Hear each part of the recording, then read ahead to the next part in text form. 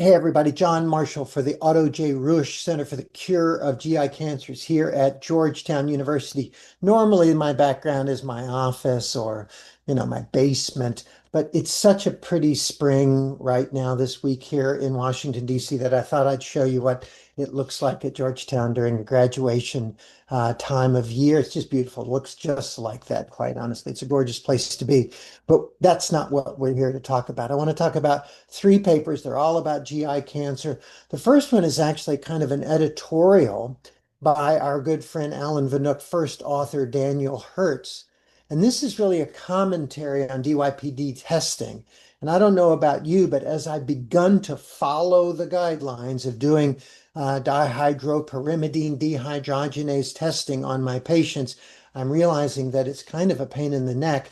And then I don't really know what to do about it. So I commend to you, if you're feeling the same way I am, this paper by Alan and his gang about the complexity of even if you do the testing, we don't really know what dose of 5-FU to use. So do look that up, review it, because I think we're sitting out there kind of liable if we're not doing the testing, but at the same time, not really sure what to do with the result. But the main two papers I want you to look at have to do with rectal cancer. And the first is May et al.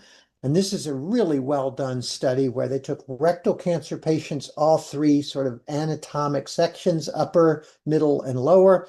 All of the patients were randomized between sort of standard chemoradiation, surgery, and then chemo versus no radiation, chemo, then surgery, etc. Sort of a prospect-like approach. And they were looking for sort of equivalence or non-inferiority, but lo and behold, those curves are, you can't really separate them. So open up, flip through that and see the curves there to decide whether or not you would want radiation. And then there is actually a beautiful position paper in that by Noiret et al., where they actually reviewed all the recent papers in rectal cancer and said we should be thinking about rectal cancer as upper, middle, and lower. And the middles and the uppers probably don't need radiation. And the lowers, where we're trying to preserve organ function, maybe they need more radiation or more intensification.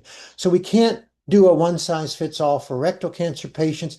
If you're looking what you should be doing at your tumor boards in your multidisciplinary world, take a look at these two papers. I think it will influence your outcome.